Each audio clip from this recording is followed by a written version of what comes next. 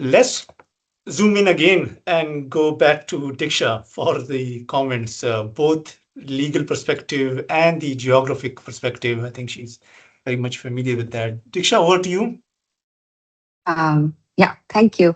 Saumya, I echo what everyone has to say about it's a brilliant project. It's so ambitious in scope, and I can only imagine how, how mentally difficult and challenging the fieldwork must have been because you're just doing a very small part. For me, was very challenging. So this is really ambitious in scope.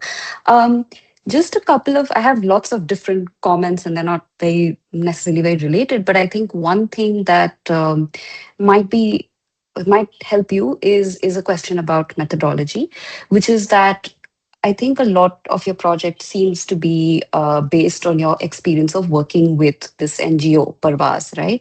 But maybe you address this in your work, but I think it would be interesting to know why you chose this particular NGO and how does their own internal politics and ideology play a role in how they approach couples and the broader role that they are playing institutionally among actors. Like it could be that you've had previous work experience with them or something and that influenced your choice, but as someone now researching it, you also have to hold that position where you are in a critical position of them as well as kind of working with them. So how do you sort of stay apart as well as be involved, right? So, and why did you choose this particular NGO and their politics? The other thing I would say is, so your project is about the different objects, sites, or emotions. That's how you kind of, you know, uh, mention the category, the title of your project.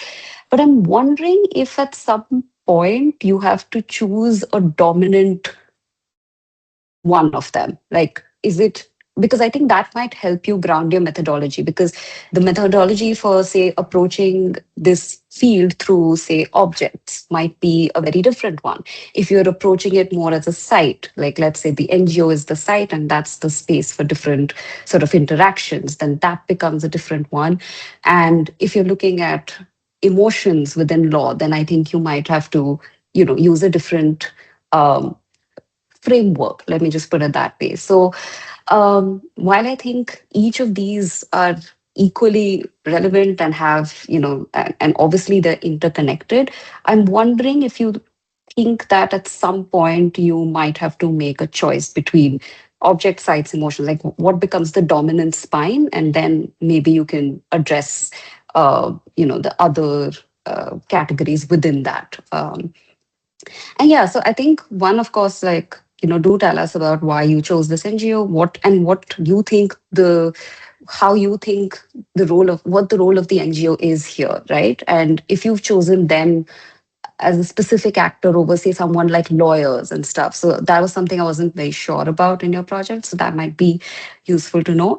And then completely unrelated to all of this, more about the substance of what you said. I was very curious about um, so you said that you have looked at how do couples think about marriage, right? And that's something that you're looking at. And I was just wondering, and this is of course a little bit related to my own work since I also look at live-in agreements as a part of just the way couples navigate. So I was wondering if you've noticed couples kind of blurring these categories as well of like marriage and live in, or if this is something that you've seen, because how important does marriage registration become? And have you seen that sort of, because you also said they use live in affidavits, so I was curious if you've seen that sort of blurring at all. How much do they make a distinction between these processes? So there's also the work of Rama Srinivasan. I don't know if you've come across it, on quoting Desire, where she talks about how the protection petition is itself a way of couples assuming that they are married, right? It becomes like a whole marriage making thing. So I was wondering if these kind of, have you noticed this sort of blurring in the work that you have been doing with couples? So yeah, I think I'll restrict it to that. But yeah, congratulations on your fieldwork being done, and all the best in putting it all together. It's fantastic. Thank you, Diksha, for this legal perspective. Very it enriched the discussion.